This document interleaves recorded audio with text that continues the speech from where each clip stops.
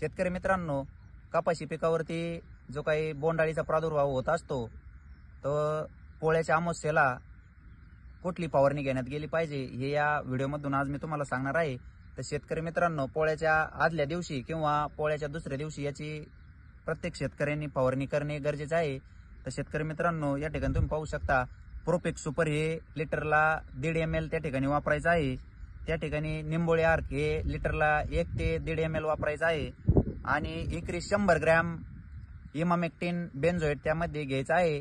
आणि शेतकरी मित्रांनो, 1.5 ते 2 ग्रॅमने त्याच्यामध्ये 20% बोरॉन वापरायचं आहे। अशी याची एकत्रित फवारणी बोंडअळीसाठी करायची आहे, जेणेकरून आपल्या कपाशीवर येणारे जी काही सेंद्रिय बोंडअळी आहे त्याचा प्रादुर्भाव होणार नाही। माहिती आवडल्यास जय किसान शेती सेवा या शेतीविषयक चॅनलला नक्की फॉलो